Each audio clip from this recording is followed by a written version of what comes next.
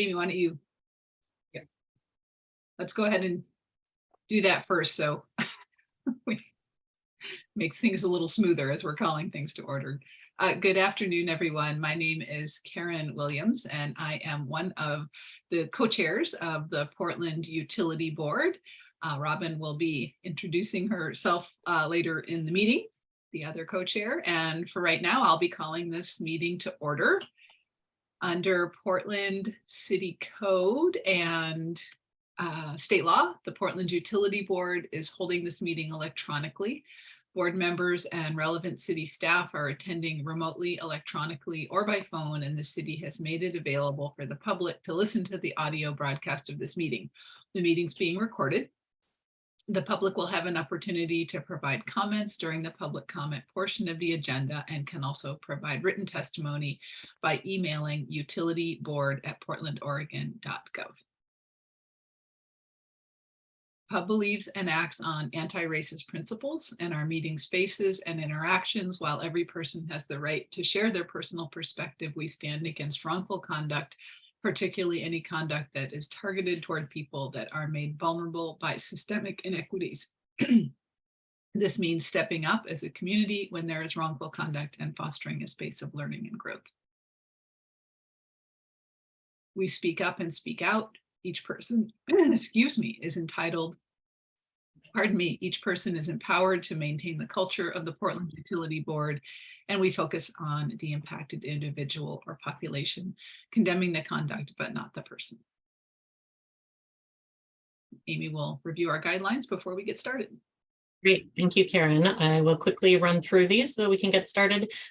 When you're speaking, please state your name and, if appropriate, the name of the person or that you're addressing the group. The chat box is only viewable by the co-hosts, PUB staff, and one of the co-chairs. Please limit any chats to technical and logistical issues, including signing up for public comment, asking for technical assistance, or reminding us if you've been waiting to speak and haven't been called on. The raise hand function is primarily used by the board. Co-hosts may lower hands just to maintain the flow of the conversation. During public comment periods, the public can also raise their hand and you'll be called on when appropriate. If you're connecting by phone, you may need to press *9 to raise your hand. Videos may be turned on when you're speaking. If desired, it's not required. Please mute your microphone when you're not speaking. And if you're connecting by phone, please press *6 to mute and unmute yourself. Public comment will be taken during the comment period later in the meeting. You can sign up through the chat with PUB staff or raise your hand during the comment period. It's also available just prior to any formal board vote after the motion has been made and seconded by the board. I'll pass it back to you. Thanks, Amy.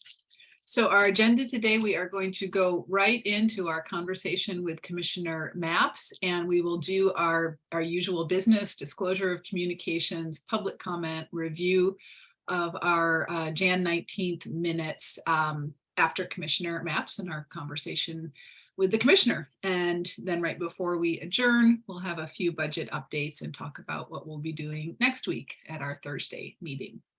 So let us go ahead and get started. Welcome, Commissioner Mapps. We are so pleased that you're able to be here with us today.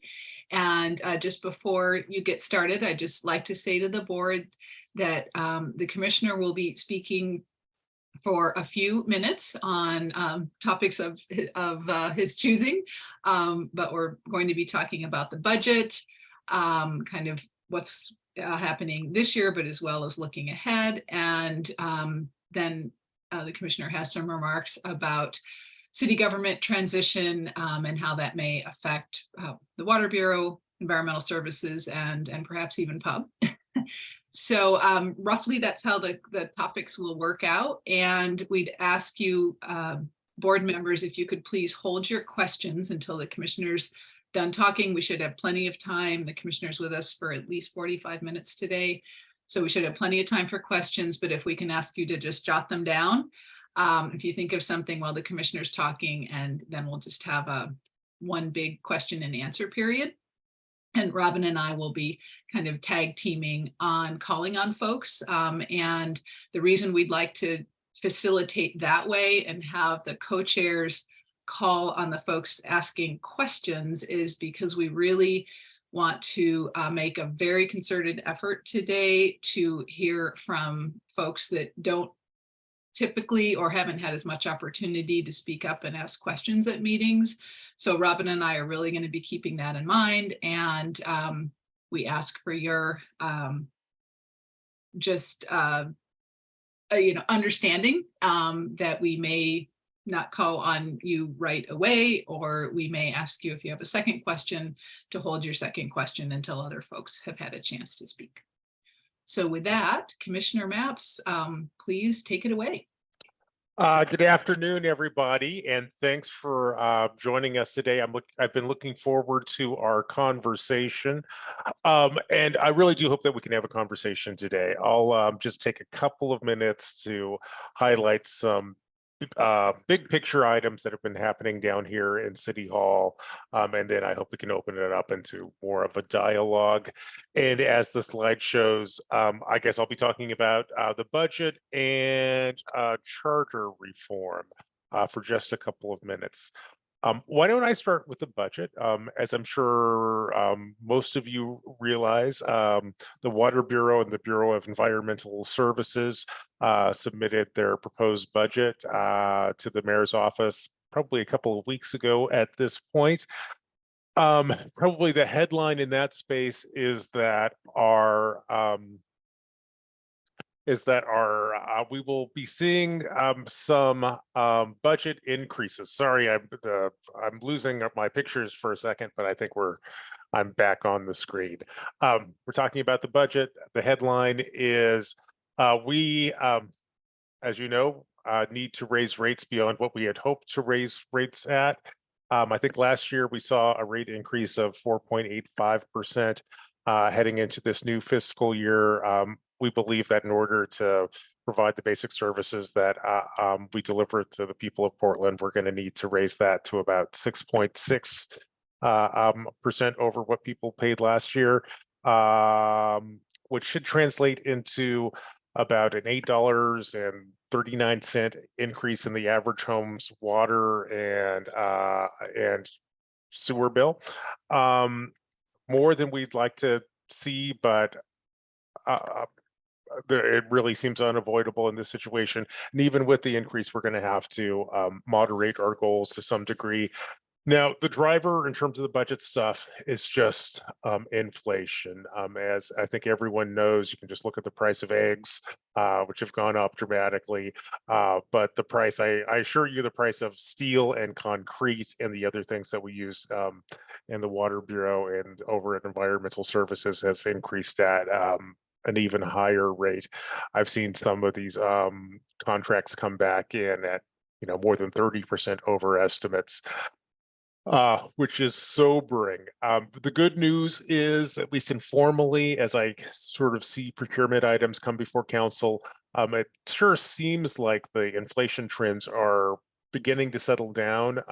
Most of our procurement stuff is still coming in a little bit over budget, but it's not coming in at the 30% range anymore, although that can really vary from project to project.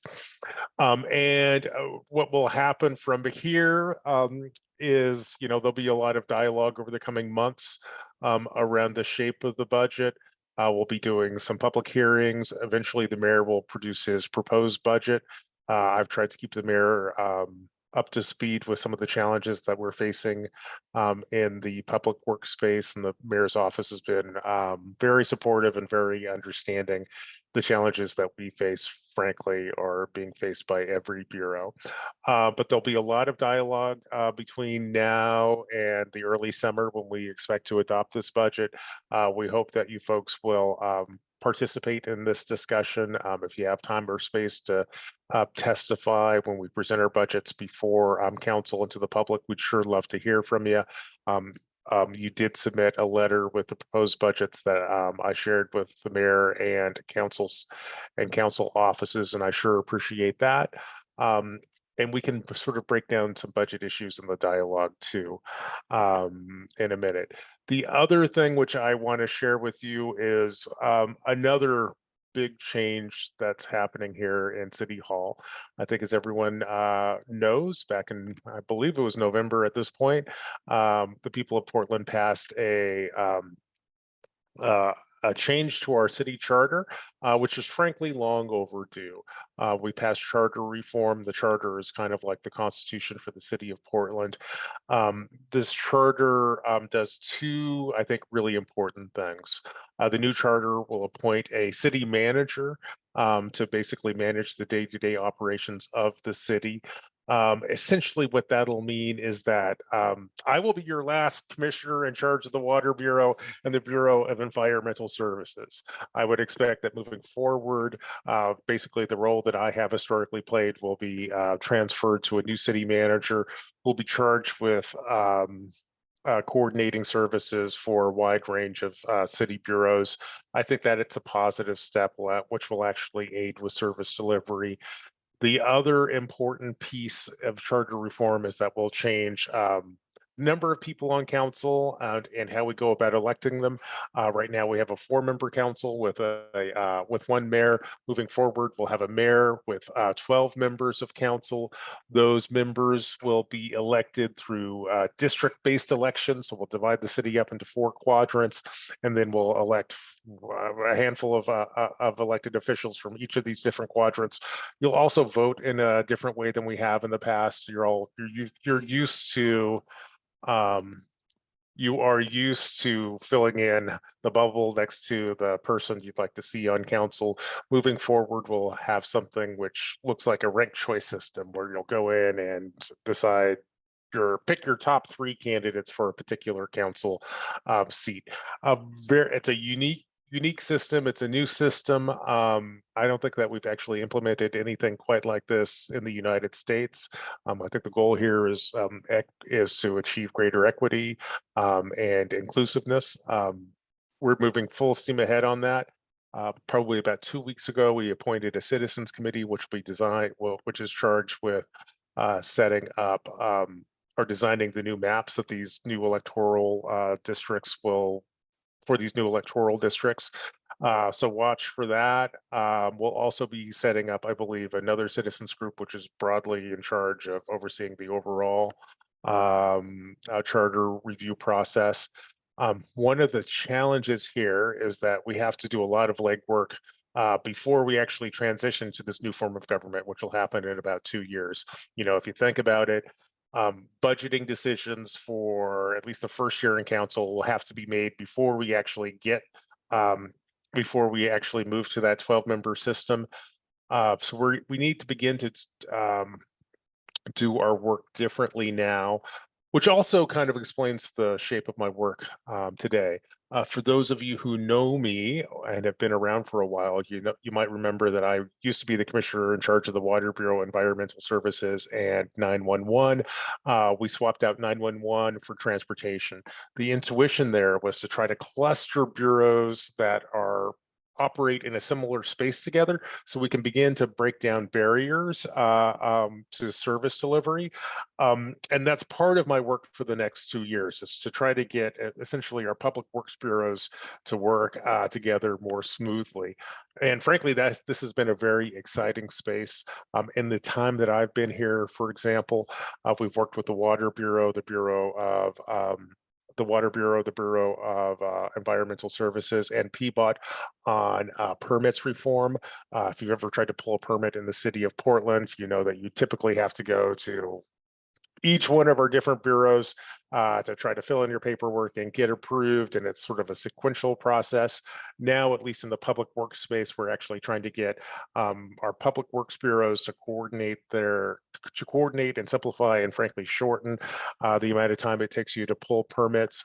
We're already seeing really great results there, frankly, from the Water Bureau and Environmental Services and whatnot. That'll be better customer service, and I think long run, it'll also mean that we'll be able to deliver services more cheaply. So if you think about all the stuff that we do in the water and waste, in the clean water and wastewater space, most of those pipes have to go on underneath city roads and be able to coordinate cleanly with PBOT in terms of digging up roads and putting in infrastructure, vice versa.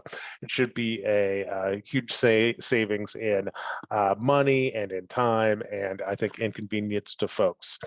Other things that you should be aware of as we try to kind of coordinate government and move towards the new system is this budget cycle. A thing that you'll want to watch is we'll be presenting budgets in service clusters. So when it comes the time for water and environmental services to present their budgets to the council and the people of Portland, we'll all do that presentation on the same day, basically in the same time period. One of our goals here is to force the city itself to think about how we approach infrastructure projects, and also to begin to look for efficiencies. This year, it'll mostly be about presenting at the same time. I think as we move into future years, there will be a greater emphasis on looking for opportunities for efficiencies and maybe sharing resources to some degree. I think each of our bureaus, for example, has to some degree has a HR department that help us hire folks. We might be able to see if we could coordinate that to some degree and look for some efficiencies in that space. But frankly, this is all very new. We haven't quite figured out how it will work, but that is the work of the next year or so. And I'm sure, like, one of the things that you're asking yourself is, where does the pub fall and fit into this new system? And I would say, I don't know. That is work that I think we're going to figure out together. I would argue that I think the pub is in a unique and in many ways privileged space, in that you already oversee the Water Bureau and the Bureau of Environmental Services, which is kind of one of the things that we're trying to get the whole city to do, is to kind of think about bureaus without being hung up on the barriers between them. In some ways, the pub has been a leader in this kind of systems-wide thinking. So we might be learning an awful lot from you. I think there are other questions about just what the future of public participation advisory groups and how they will inform and engage with Portland's next and new form of government is still to be determined. And I would argue that that's one of the dialogues that I certainly hope to have with the pub over the course of the next year or so. And I could go on monologuing like this, but I think this is probably a good moment for me to open it up to dialogue. I'll maybe rely on staff or my co-chairs to see if they want to field questions or call on folks, but I'm eager to hear what you're thinking about and answer any questions that you might have. Wonderful. Thank you so much. So how we'll break this up, folks, is I will facilitate and call on folks for maybe 15 or so minutes. 20, I'm figuring that's about half our time. And then Robin will take the second half. If that breaks out by topical areas, so be it. That could be nifty, but it doesn't have to be that regimented. I will just repeat for a few folks that came in a little bit late that we're making a concerted effort today to really hear from voices that we haven't been hearing as much from. And a lot of that is our newer board members. So I thought while people are stewing and getting your questions forming, maybe we could start with each of our new board members introducing yourselves just super briefly to the commissioner, and let's go through introductions and then we'll circle back with the first question. So I might go just in order of my list here. Heather, would you mind going first? Yeah, hi, Commissioner Mapps. My name's Heather. I just began with the board back in July. Hi, Heather. Thanks for your service. Yeah, you're welcome. How about Lorraine? I am here. Hi, I'm Lorraine Wilson. Hi, Commissioner Mapps. I'm Hi. Lorraine Wilson, voting member of PUB. And it's nice to be here and hearing you speak about what's to come. Hi, Lorraine. It's good to see you again. Alexis. Hi, Commissioner Mapps, Alexis Rife, also joined in July. Really wonderful to meet you virtually, and thank you for your remarks. Looking forward to our conversation. Great. Hey, Alexis. Chris Richard. You're on mute, Chris. And I like your dog. Thanks.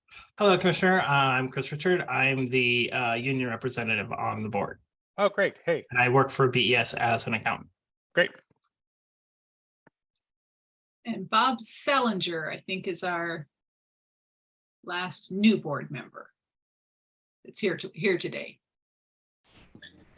Hi, Commissioner Bob Hey, Bob. Salinger. How you doing today? I'm great. Good to see you. You as well. And congratulations on the new job. Thank you. Thank you. All right, well, let's dive into some questions for Commissioner Mapps. Budget, city governance, priorities, rate increases, financial assistance, advisory bodies. You guys are easy. Oh, we won't be. I know. We're just getting warmed up. I know. It's late. It's sort of the post-lunch. Hey, Bob. Well, I was gonna, respect the request to not talk until other people talk, because I always talk. But since no one's talking, I'll fill the space. Sure. So Commissioner, I just wanted to ask you about the realignment, and I testified on this for Riverkeeper last week. Yeah. One of the things I've been concerned about, and the pub raised it in its letter as well, is the natural resource function of Bureau of Environmental Services, which goes beyond simply owning trees and land, but also is about science, innovation, green infrastructure, built environment, regulatory compliance. I was wondering if you could just talk a little bit about that and your thoughts on that and kind of where we're at and where we're headed. Sure. But Bob, number one, I very much appreciated your testimony from last week, was it? It kind of blurs together, but I think we were very much on the same page. And you are right to point out that, BES is not just about making sure your toilet's flush, although that's a very important thing. We're also trying to protect our rivers and streams. We've done innovative work in this space, and I'm really committed to continuing to do innovative work in this space. Bob, I will confess, at a time when budgets are really tight, and this is going to be a different fiscal year than any that we've seen over the last couple of years, we have to make some tough choices. I very much want to make sure that we can continue to do this very important work around protecting our environment. Then there's this larger question, which I think kind of came up in your testimony before council last week, which is kind of taking it to the next level, developing a comprehensive vision for how we go about protecting our environment, especially under this new form of government. I think there's some exciting opportunities here. I think this is an opportunity to reimagine how we do this. I frankly don't go into that conversation with any preconceived notions about what it looks like. I do, however, I am definitely conditioned by the experience of being within BES, where I think I have a pretty rich notion of what this work means. And we're bringing that to the conversation, that's for sure. I would hate to see us, not only would I hate to see us move backwards in this space, I would actively argue against it and fight against it. At the same time, I'm really open to new partnerships to imagine what this looks like. Bob, I suspect as we get into this, into these conversations, I really look forward to hearing your perspective on this. Environmental services plays an important role here, but other jurisdictions too. I think that one of the exciting things about charter reform is to not only think about how the city does its work, differently, maybe getting different city bureaus to work together in a ways which they've struggled in the past. But especially in the environmental space, we have so many intergovernmental partners that own a piece of this too. Metro's involved in this space. In fact, we'll be doing a very exciting metro ordinance tomorrow around doing some preservation on Crystal Springs Creek. The drainage districts, I think, also play an important and interesting role here. I really want to use this 2 years that we have here as we imagine how we can do things different to bring everybody to the table, and not just necessarily city bureaus, to figure out how we can do better. And that's kind of what I'm bringing to the conversation. I do think this needs to be a conversation, and I think it really needs to be driven by,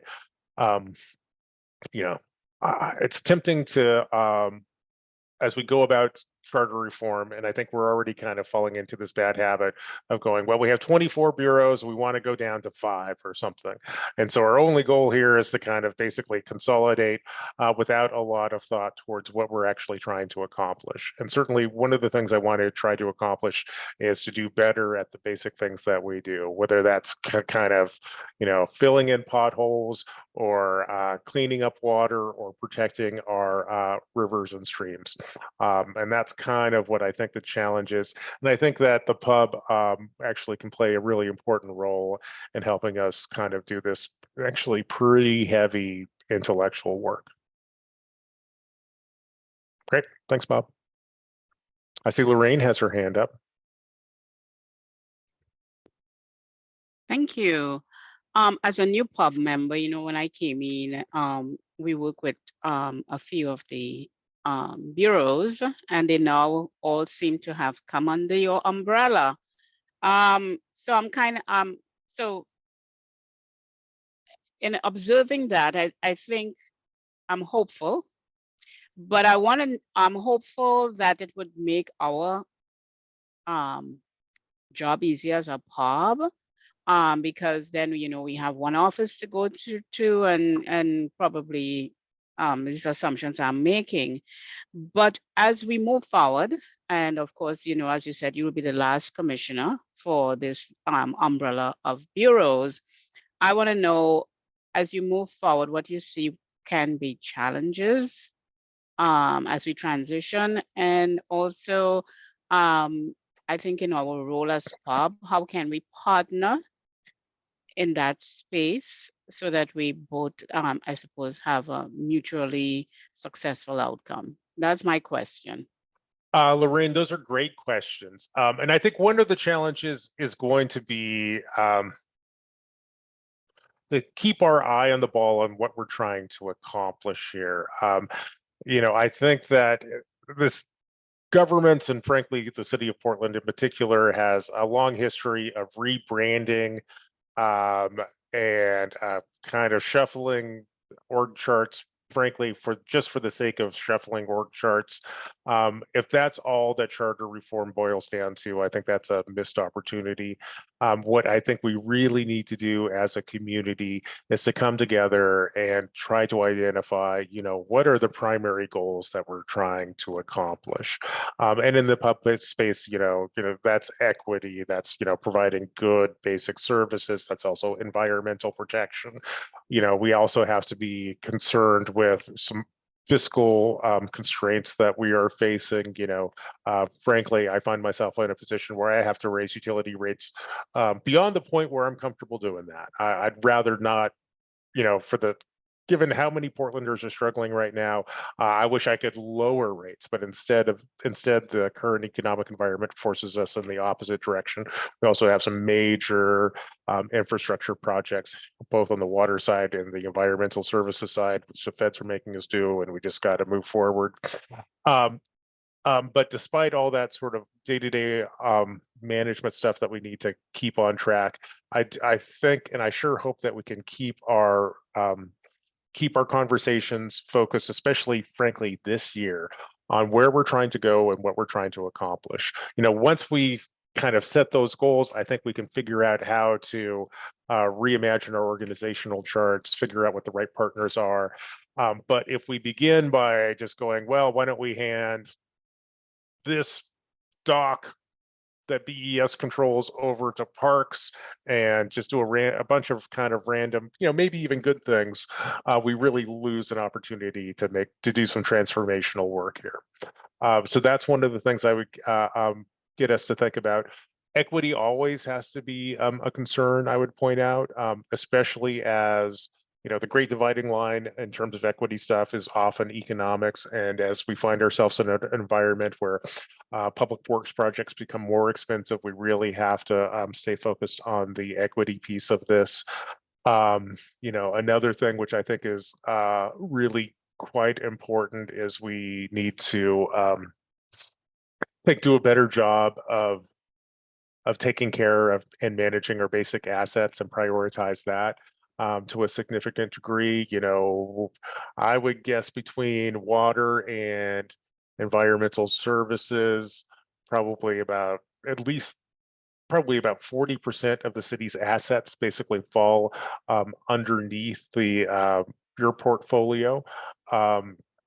That's an awesome responsibility. If we don't manage these well, especially in terms of just basic maintenance and replacement and monitoring, or even in some cases knowing what we own. And I will confess to you, like in the environmental space, because of the weird nature of our infrastructure, sometimes we kind of don't know what we own or even how to conceptualize it. If you think about landscapes as being as a mechanism and strategy for managing stormwater, we don't necessarily have the muscles and the spreadsheets to think about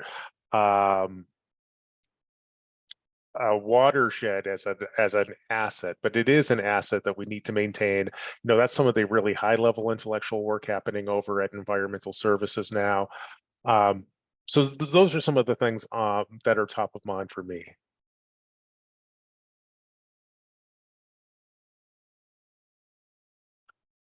Who else? I think Alexis maybe has her hand up. Very good. Yeah, thanks, Alexis. Go ahead. Thanks. And you're starting to get into this a little bit, Commissioner Mapps, but right when you were talking about the budget at the start and rate increases, et cetera, and then these situations around our asset management and basic management, but also we've seen that there's some safety and quality of healthy workspaces. Yeah. And a workforce. And so I'm wondering if, as you think about all of the needs that we have in terms of asset management and workforce development and workplaces, if you could comment a little bit on how you're seeing what are your priorities as we think about rate increases, rising rates to be able to actually construct things. How are we managing all these different trade-offs and the needs that are facing both bureaus, frankly? Sure. So to hear your comments. Well, great questions, and maybe I'll break it down into two pieces. One is asset management. We can always get better in this space. And I'm committed to continuing to make progress there. I think part of the good news is that both water and environmental services are fairly sophisticated in terms of having advanced asset management systems. Indeed, I think water is, without dispute, the most sophisticated bureau in the city in terms of asset management. Environmental services is doing quite well in that space too. On the other hand, you also raised an issue around safety, and there are a couple of different layers to that. One is a challenge that frankly, every public-facing city employee now has to deal with, which is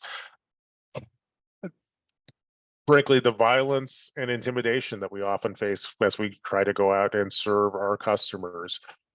Literally, one of the sad but significant challenges that we have to deal with every day in my office and at BES is, how do we go about sending our field workers out to, maintain our pump stations and whatnot. Many of these facilities are located in wooded areas. Often they're surrounded by or adjacent to houseless camps.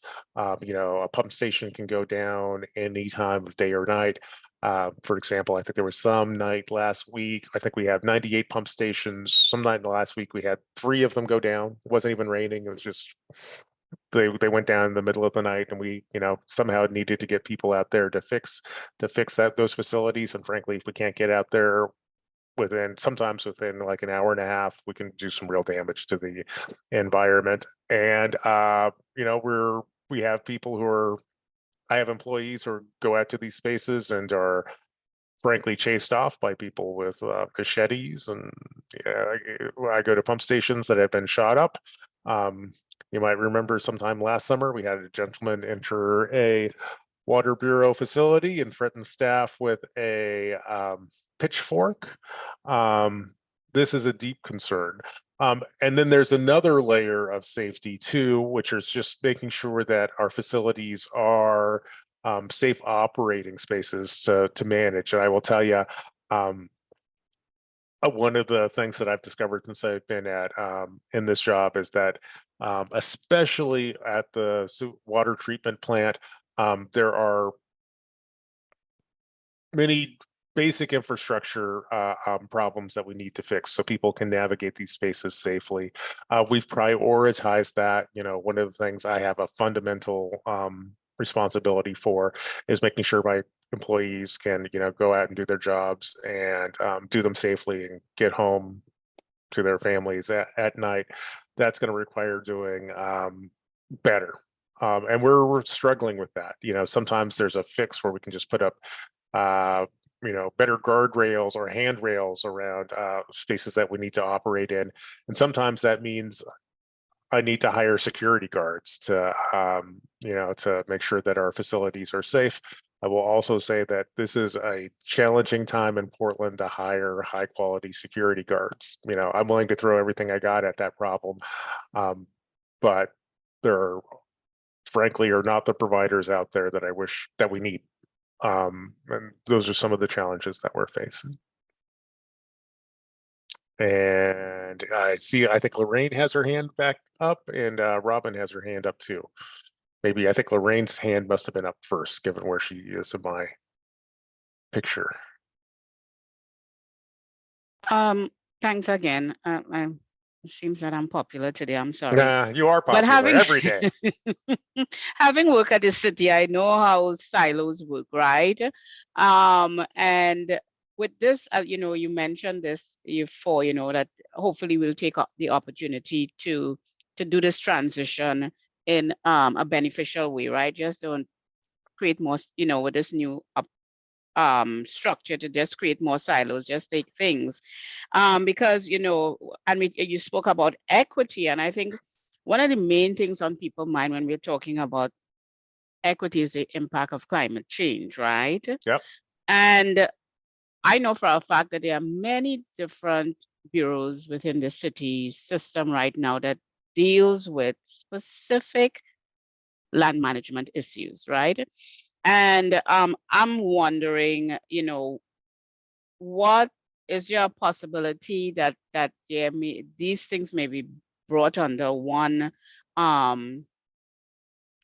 into a specific department or something, so that we're not dealing with all these silos of people, trees management, all these different things that are all duplicative things happening about the same thing. So I'm curious about that. And also too, as I'm sitting here and talking about equity, that we continue to engage with the federally recognized tribes. I understand that the city does that, but that also be part of this whole thing. I'm wondering your thoughts on that.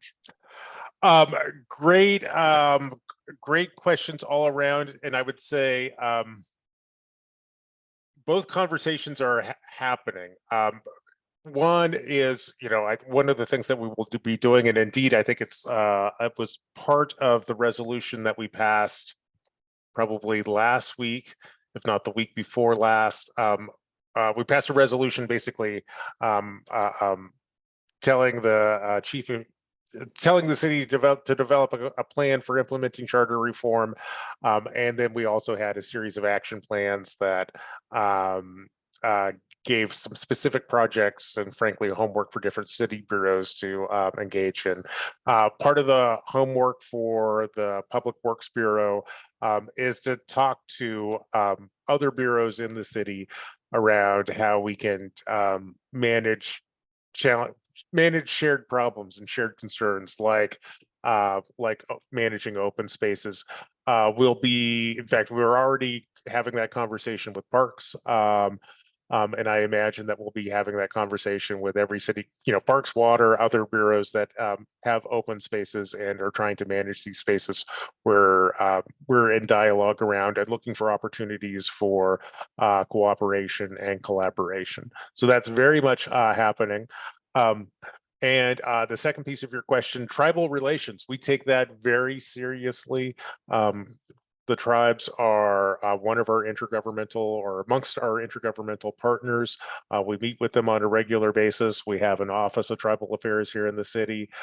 Frankly, I think that we are quite fortunate in that both water and environmental services are, I think, some of the more sophisticated bureaus in the city in terms of checking in and collaborating with tribes around issues in our portfolio. We have some really exciting projects, frankly, coming down the line, which will involve collaborations with tribes. So, for example, eventually you'll see, I think, some really interesting and exciting development along the Willamette River, especially OMSI. Some of those projects will include collaborations with tribes to build space, to both preserve the environment and build spaces and places for the Native American community. And the Native American community is very much at the table and a thought partner as we try to put this together. So I think we're doing well there. Obviously, we can always do better, but at least in our bureaus, I'm very proud of how we're doing on the tribal relations side. And I see Robin has her hand up. Hey, Robin. Hello, Commissioner. Thank you for chatting with us today. Sure. I had a question specific on an interest of mine, which is affordability. Yeah.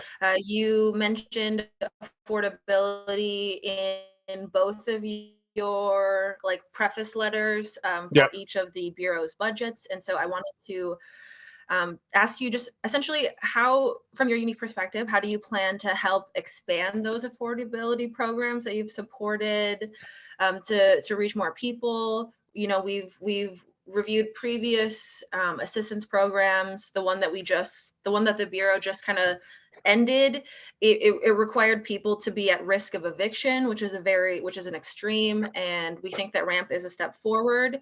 But it also requires people to essentially be in an economic situation where they would qualify for nonprofit reduced housing. And just both of those feel like extremes. And so as we talk about economic recovery, as we talk about how COVID impacted different communities to different extents, how can we assist people struggling but not quite on the edge? Well, you raise a great question, and that is sort of the challenge in this space is if we can find dollars to help folks who are struggling to pay their utility bills, how do you deploy those dollars? You can deploy dollars that will help your poorest neighbors and friends, but that'll soak up your resources more quickly than if you move towards the middle. Basically, what we're looking for are opportunities to kind of leverage resources wherever we can. We're deeply concerned about our most vulnerable Portlanders to make sure that they're able to keep the water flowing. Once water turns off in your house, that's the beginning of the end. And we basically always want to avoid that if we can. And frankly, if you're willing to pick up the phone and engage with us a little bit, we'll do everything we can to make sure that your water doesn't get turned off. We're also exploring, I think, some of the exciting opportunities around, I'm not sure how much we've talked about AMI here, but eventually we'll have automatic meter reading for your water bureau, for your water. And I think that'll help us do a better job of, I think that'll create some opportunities to target resources to folks who are like in multifamily units and whatnot. But I also see Goldan, who's on my staff and is in charge of water issues. She's raised her hand, so she either wants to fix something I said or has something to add. No, I just wanted to add too on that. I think AMI is a long-term implementation that will give us data to understand where and what the need is. But the other exciting innovation that it's been communicated to me from the Bureau is that underneath the umbrella of equity and affordability in customer service, they have hired a new equity data manager. And so she is, I can't remember, I'm forgetting her name now, but I'm really excited because she's focused on gathering data and understanding our user numbers so that we can really hone in on those people who maybe are not afforded the subsidy or maybe are just in the middle, but are still living on fixed income. And so the more data we have about customers and about where they fall kind of in how they use our financial services, the better we can hone in on the need. Right now, we just don't have that data. So we have an application process, but we're not gathering the data from those applications to understand how great the need is. So I'm super excited about that. And I've been checking in with Quisha Light, the director of customer service, to get updates on that. So that's something that's also exciting in terms of innovation in the Bureau, because they have identified that as an issue in terms of understanding. We're really proud of our affordability program. Throughout the nation, we have one of the best programs, but we just don't have that data to understand really the back end and who the Portlanders are that are using our services. So I'm excited about that, and I'll definitely share any data or updates I get. So just wanted to plug that. Thanks. Yeah, thanks, Goldan. Great additions. And I'm excited to announce we'll be voting. We'll take our final vote, not our final vote. We'll vote. We'll have an AMI vote tomorrow, and that'll move this project forward. And for those of you who are new to this conversation, AMI right now we literally send out meter readers to your houses every 3 months or so to determine how much water you have used. It's also one of the reasons why you tend to get your water and sewer bill on a quarterly basis, because that's how often we check. Moving forward, once AMI is implemented, instead of sending people out, we'll basically read your meter waterlessly or wirelessly. So you will get real-time information about your water usage. You can download an app to your phone and get real-time information about water usage. Be very helpful for things like identifying leaks, and also help us do the kind of fine-tuning in terms of service delivery. And service delivery and also delivery of aid. And I see we're getting a little bit short on time. And one of the things I want to make sure I do, I'm glad that Goldan jumped in here. Michelle Rodriguez is also on my staff. She's the staffer for BES. Michelle, do you have anything you want to add or share before we're done for the day? And it's okay if you don't. Oh, no, thanks, Commissioner. I definitely am excited about some of the questions that were asked, and I think it's great that there is thoughts that are happening with you guys that are happening in our office too, that there's alignment in that. And there's, Commissioner, I'm not attempting to take away any shine, because Commissioner Mapps did such a good job of putting this forward, but really this is an opportunity for great change, and we don't want it to be change for change's sake. Like, our office is really focused on how do we make this the right thing for Portland, because that's what voters asked us to do, and not just jump into stuff without really thinking it through. So I really appreciate the questions that came out today, and I'm looking forward to the continued conversation. Thank you. Absolutely. Thanks, Michelle. Any other questions?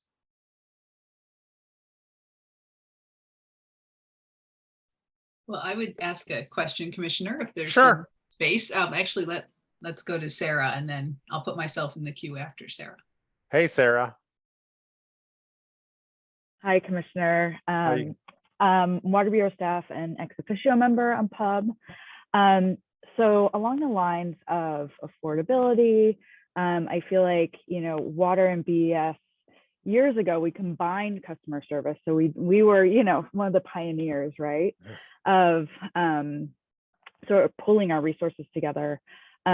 but that on the outward side, that now, you know, it looks like water is the bureau that's coming up with these solutions, right? We're the ones that are driving, you know, AMI. We're the ones that are like doing this forward-facing affordability financial assistance.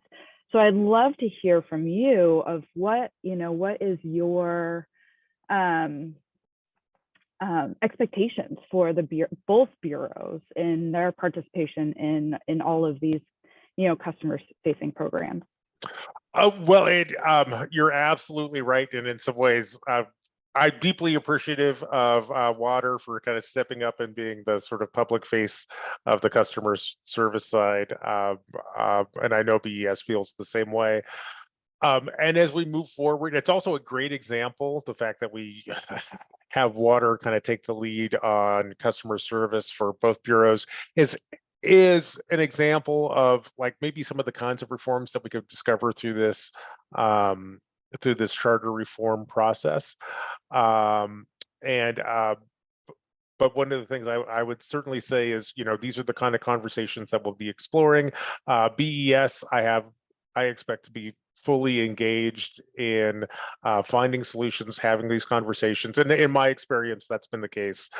BES has been chatting with Water deeply and other city bureaus, including parks, around how we move forward, making sure that we basically deploy the right resources for the right problems at the right time is the thing that I'm most concerned about. And one of the things, you know, I think we need to be ready and willing to do things different.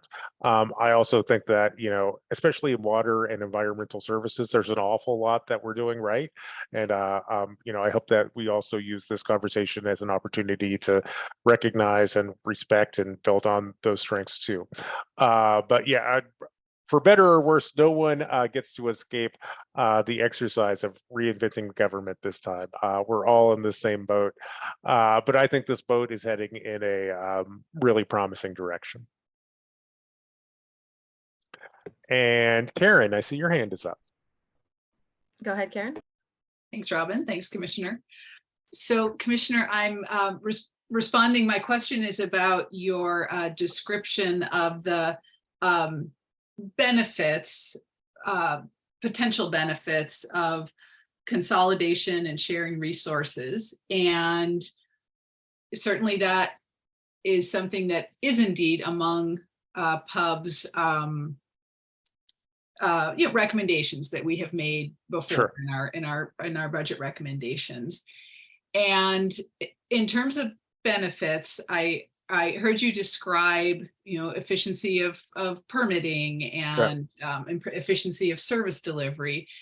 And I can see that being very much helpful and beneficial to developers and businesses and folks that, you know, have the resources to invest in growth and development and so forth.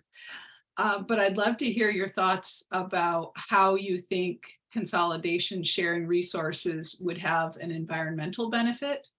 What do you see as some potential there that we could work towards? Oh, well, you know, I think that is actually one of the places where we can really make some important progress. Often, for example, if we're trying to protect a delicate natural resource, it requires pulling together many different bureaus. So for example, tomorrow you'll see me bring forward an item before council, which is about protecting and preserving Crystal Springs Creek, which is the creek that runs through the Reed College Canyon across 28th and into the rhododendron gardens. For that particular project, we're going to partner with Metro.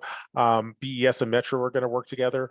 I think there are plenty of other spaces where similar kinds of collaborations will happen. I know we're deep in conversations, for example, with the Parks Bureau to see how we can do a better job of managing some of our open spaces there. It's also, there's some challenges here. You know, from my environmental point of view, I care a lot about preservation and whatnot. Parks, on the other hand, is really concerned with activation, and how you manage these kind of two potentially incompatible uses is, one of the discussions that we're very much having. On the other hand, there's some resources, for example, I'm thinking about, and we will be talking to, I think, literally the Parks Bureau around things like docks. I have the Kevin Duckworth dock over at Environmental Services, which is one of my favorite spaces in Portland. Might be a better fit for the Parks Bureau. And one of the things that is neat about the Duckworth dock is you can go out and swim there as long as the river's clean. So Environmental Services is deeply concerned with keeping the river clean, but providing that creates the opportunity for people to use the river. So we're having discussions like that all around. I think that's one of the spaces where there's a real opportunity for reform and innovation. Frankly, I think a lot of our day-to-day business processes in water and environmental services are fairly sound. Where you guys have the great fortune of, I think, overseeing two of the best run bureaus in the city. So there's not a lot of low hanging fruit in terms of day-to-day stuff, but in terms of visionary stuff, like collaborating with parks to grow our tree canopy, or to do a better job of managing pollution in some of our open spaces, like that's going to be, I think, where the really exciting work of the next 360, well, actually this is going to go on for a couple of years, but I think those are the exciting conversations for the next year or two.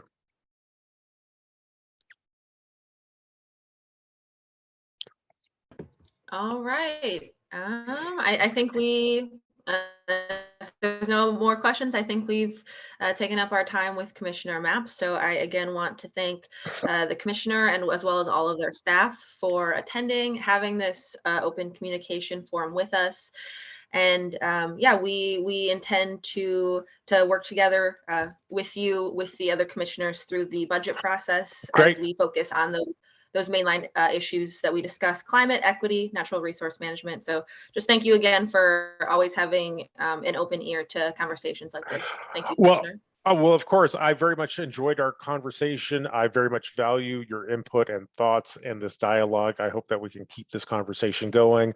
If you'll have me, I'd love to come back in a month or two to check in with where we're at, both with the budget and with charter reform.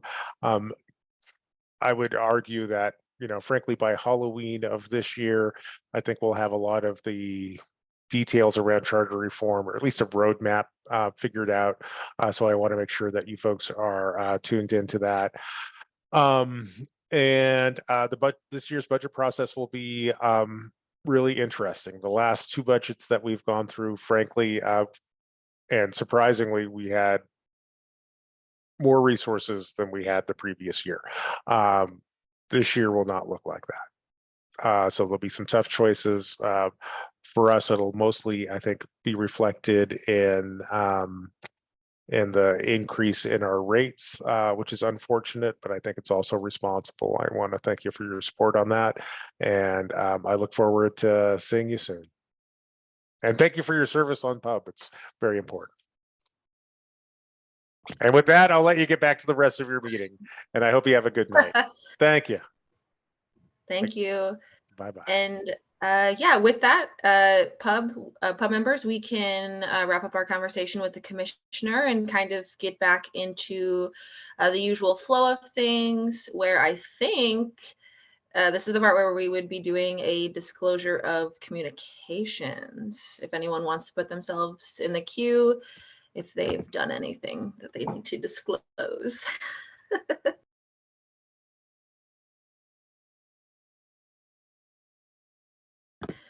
All right, I'm seeing Bob's hand up. Go ahead, Bob. Yeah, as I mentioned when the commissioner was on,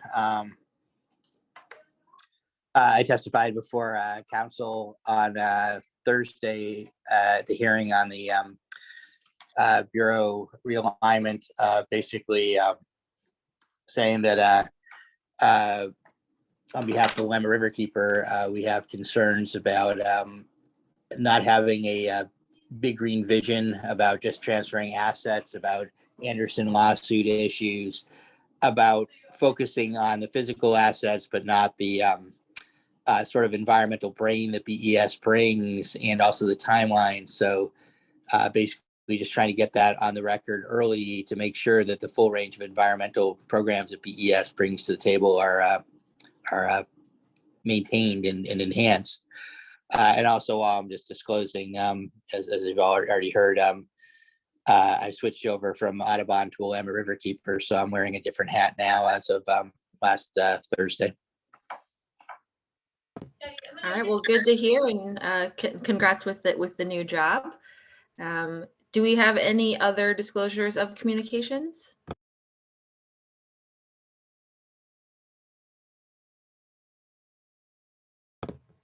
All right, I'm not seeing any.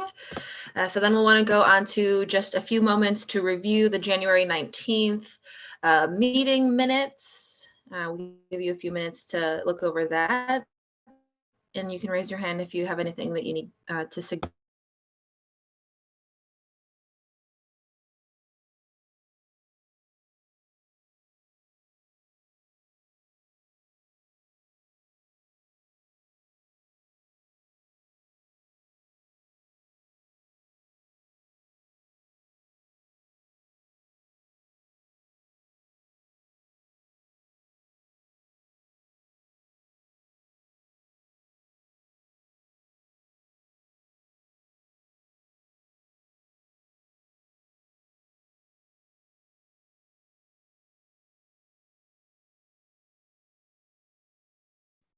They looked good to me. This is Alexis. Thank you, Alexis. Yeah, I was able to do a quick read over as well, and they looked like they captured what we conversation, so I can also agree to that. I don't see any major pressing issues with the minutes.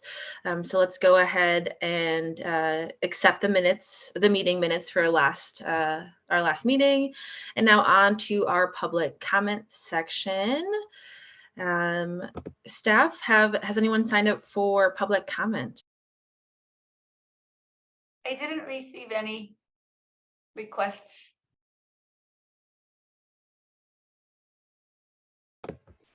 All right, and I don't see any hands raised now currently while we're in the meeting. So public comment, there is no comments today.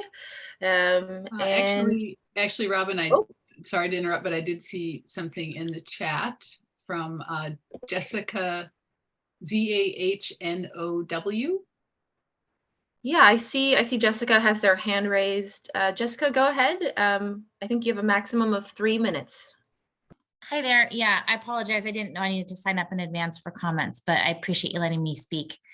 Yeah, I just listened to your session with Commissioner Mapps and just wanted to say, like, you know, rates continue to be front of mind for me. I know there's a lot of issues brought up there. We're seeing 10% rate increases year on year. And it's not acceptable and it's not feasible for people.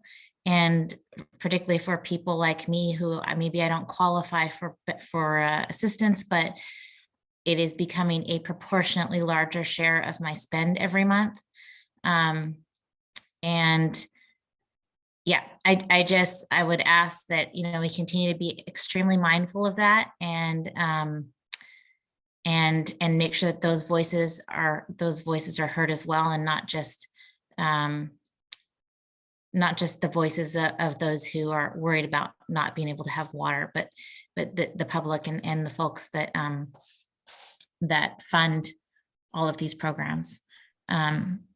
So again, I appreciate you letting me speak. I don't need any more time than that, but just rates continue to be top of mind for me, and I think for a lot of folks in the community. So thank you.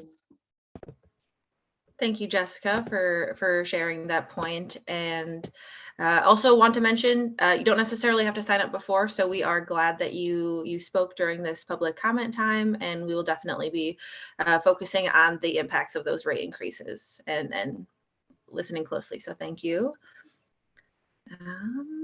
I think Jessica was the only one. So I think we're just now on to brief announcements, any items for, I think, our upcoming meeting.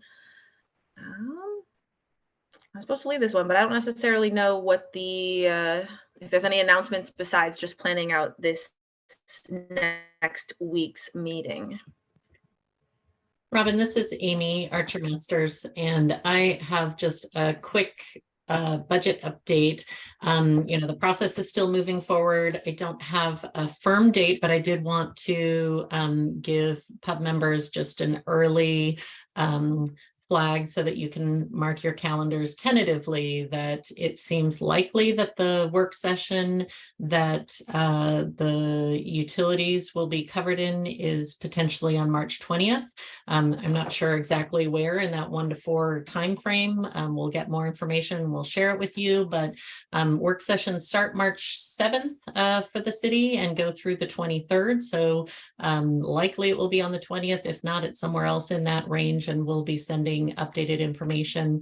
Just as a reminder, kind of the next step for you all is to start talking in more depth about recommendations, and then ultimately about talking points for that work session, and identifying who will be prepared and available and interested in going before council and sharing the recommendations that you all have. So we'll be focusing on that work over the next 3 meetings, but the timeline is pretty quick with your meeting schedule. So I just wanted to flag that and have people start looking at their calendars.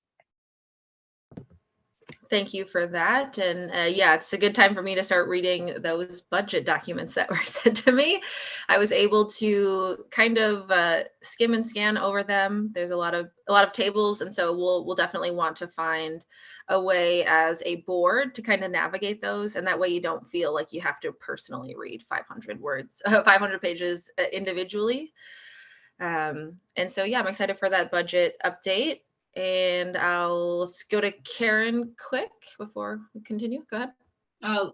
Thanks. I'll go second. It looks like Chris has a question. So Chris first, and then I'll go. Will the new labor agreements be added into the budgets we're going to see, or will that come later? Typically, that probably comes in the next round, I would guess, but we will update you as we get more information about the labor agreements and how it impacts the budget. So with that agreement just being reached, we don't have current information. So we'll be touching base and passing on to you whatever information is available. And as long as I have the floor, I'll also just add encouragement, particularly for new folks, but for everybody, but for the newer folks, because you haven't been through it before, please do not feel shy about taking advantage of support from staff. And those documents are extremely large. If you have questions and want to discuss anything, flag any questions that are coming up, please feel free to reach out to me by email, phone, text, whatever is most convenient for you. And I'm happy to provide whatever support is available. And Amy, sorry to interrupt. Whenever you say the next round, sorry, I'm new to this. When is the next round? So the next round of published budgets is the proposed budget, which doesn't come out until later in April. Typically what you're providing feedback on and through the work session phase is on the requested budgets, but obviously that information will be updated, and I'm sure that Bureau leadership will be able to provide some additional information as they have numbers. And so there may be information that's available before that, but the next version of the budget isn't until the mayor's proposed comes out, usually once he releases his decisions in April.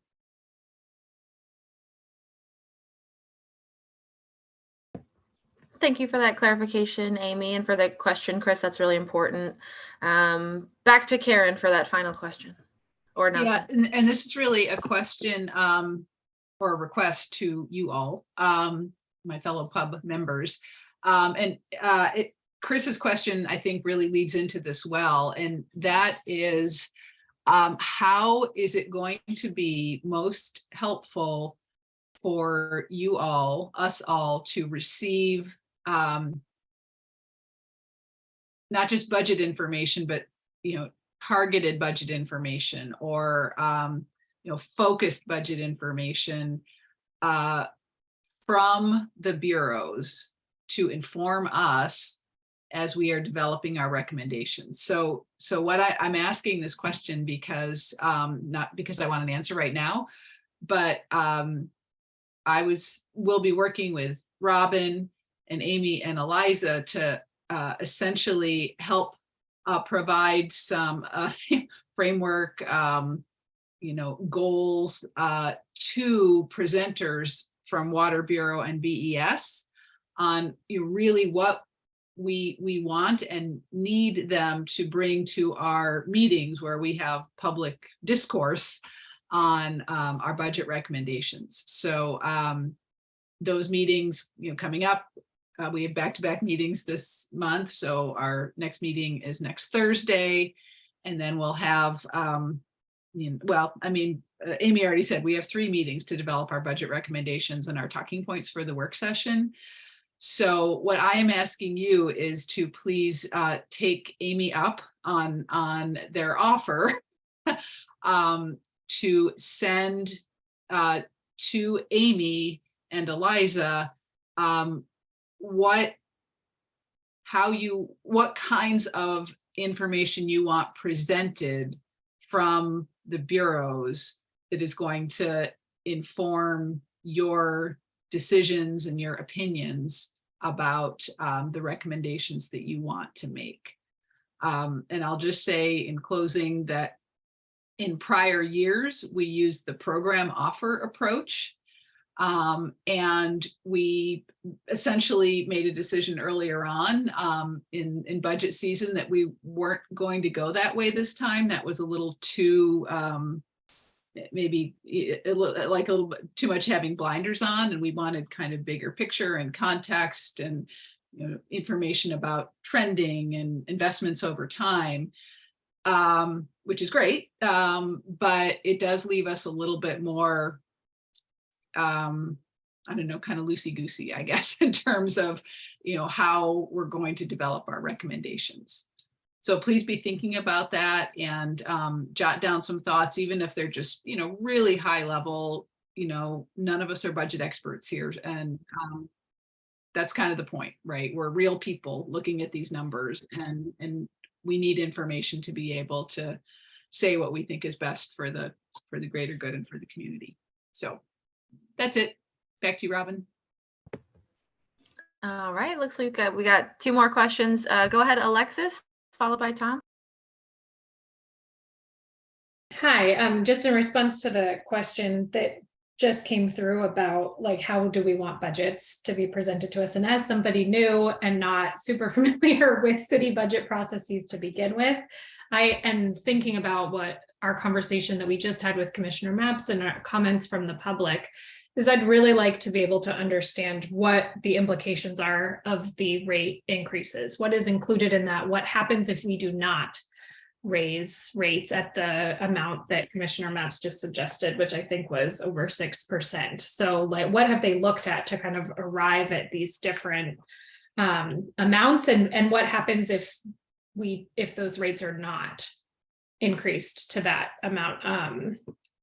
And information about what went into those decisions would be really helpful. And I was just thinking about which of these projects are urgent, are on the cusp of failure would be really, and which are longer term, need to be maintained on an ongoing basis. I think information like that would be really helpful in terms of understanding and then being able to advise on Bureau budgets going forward. Thank you for that, Alexis. And I just want to say that I agree. A lot of times we're provided information of this is how it has to be. And sometimes our responsibility is actually asking, does it have to be this way? And kind of just knocking people out of the bubble of what they've been working in to be like, is it necessary? And if we push the bounds, how far is the boundary and what does that actually do? Because it's in those spaces that we actually create great change. So thank you, and go ahead, Tom. Hi, everybody. I'm sorry I missed the first hour of the meeting. I just wanted to share that this is my third budget season with being on pub. And what I'm going to do, and I've already prepared it, it's almost done, is I'm preparing the issues that strike me and how they strike me, and then what I would personally feel I would want to suggest that we do. So I'm going to put those in a format. I'm going to write it in such a way, or I've already been writing it in such a way that I'm writing it as recommendations from the pub, but of course the pub hasn't seen it, hasn't agreed to it or anything, but I'm just writing it like that to facilitate our ability to look at, here's a proposal from me. We can talk about it, see if anybody agrees. And if we all agree, of course, we go from there. And if we don't, then we don't. And so I think from my experience, that's the best way for me to do it, is to write it up. And so what I'll do is when I finish in the next, tomorrow, I think, I will send it immediately to Eliza and Amy, and then get their feedback to see if it looks like it'll work. And if you want, I could send it to both you and Karen, Robin, if you'd like to see it, not necessarily that you have to edit it or anything, but if you want to see it in advance. So I'll tell you what, I'll just copy you two on it and I'll send it direct to Amy and Eliza.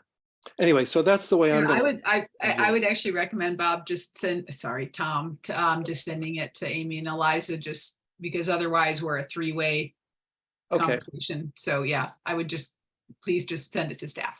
Yeah, that sounds fine. And again, okay, well, thank you. And that's it for me. Thank you, Tom. And thank you for that clarifying point, Karen. I see Bob has their hand raised. I guess for me, the more detail, the better. I'm really interested in changes over time. So things like trends in positions, what positions are being added, what positions are being eliminated or not filled. I'm interested in sort of the both the capital and operational add packages and subtraction packages. So you can really see where things are moving and being added or eliminated. And going back to some of the comments I made in the prior meetings, I'm really interested in really being able to understand, now that they have dismantled the BES watershed program and redistributed it, how it compares to historic levels of particularly staffing, but also general funding too, because that's no longer able to be tracked since the reorganization. So to the degree they can kind of show us how that has changed over time, and we did put that in our letter as well, that would be helpful. Yeah, Bob, I agree. One of the things I've noticed is that we talk about 5-year plans, but most people on the board are only here for 3 years. And it's sometimes hard to kind of really envision those long-term plans unless we've been working on it. And we've got a couple second-term pub members. And I just want to add my 2 cents as well, is that during the budget times, this is going to be a really important time for us to be getting together behind the scenes, having those one-on-one conversations about parts of the budget that we read. Did you agree with this? How do you want to do it? And just being really mindful that budget season is one of the times that we can super benefit from having Zoom calls between pub members and just heightened communication lines. And that way we can know where we are outside of our very limited meeting space. And it looks like Sarah has their hand raised. Go ahead, Sarah. Hey everyone. I just wanted to share some concerns. I appreciate Tom's approach. Tom has sounds like Tom has the time to go through and do this writing and deep dive. Hey Bob, do you mind muting yourself? I was just getting some feedback on my end. And I'm worried that in presenting it to the full pub, it makes it easy then for us to use all of that written information as a starting point, instead of all of us coming together with all of our ideas, where we can then build the page together. So, Tom, you do your process for sure, but I do have some pretty strong concerns that would maybe create an imbalance in the voices that we hear from, and all of the perspectives that everyone brings to this board. Thank you.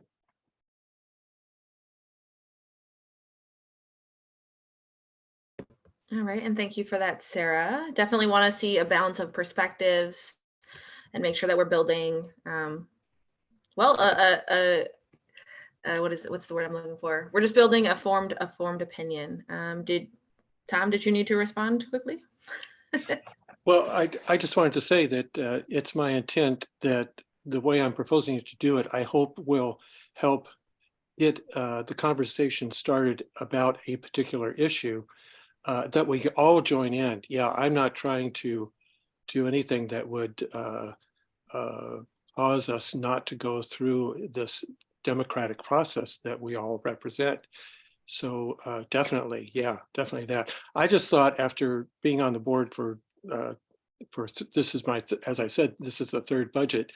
It just strikes me that this is in a way I haven't done it, and it's a way that I thought would give us something that we could look at and then start digging into and find out if it's got any value or not. If it doesn't, as I said, if it doesn't, it doesn't. And so it's not trying to do something, Sarah, I'm not positive I really understood exactly what you said, but I'm not trying to skip anybody or anything.